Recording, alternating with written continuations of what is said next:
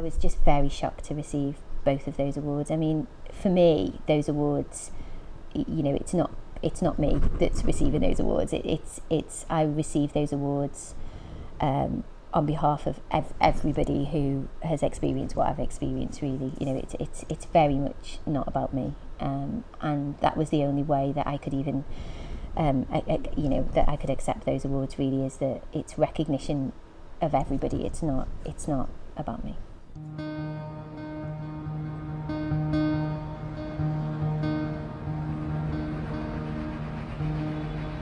I've made it home to Birkenhead for Christmas. And while I'm still convinced that honesty and openness are the best way to deal with losing someone you love to suicide, when it comes to your own kids, you never stop worrying. I've been speaking to lots of different people, and some of it's been quite upsetting.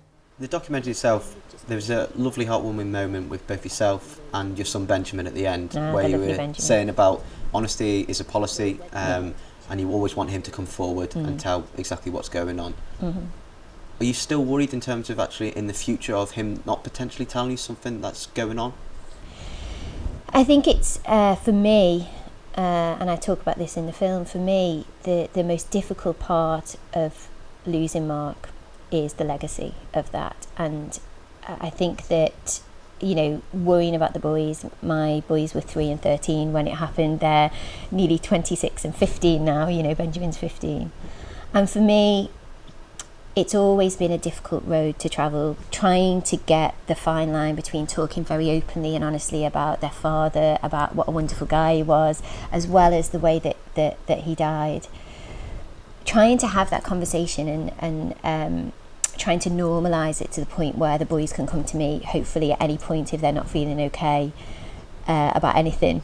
Trying to make those channels of communication open, keep them open, is really hard work. But then not wanting to almost glamorise the way that their father died to the point where it then becomes an okay thing. You know, it's very, very difficult. So I think for me, it's just making sure that the boys know that they can come and talk to me about whatever it is, and I will try desperately to make it better.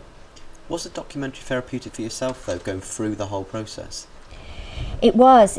It was. It felt to me as if it was just an opportunity to connect with a lot of other people at the same time. And I think that people watched the documentary who had never experienced suicide, and they found it compelling because they now know how to speak to other people who may have experienced this.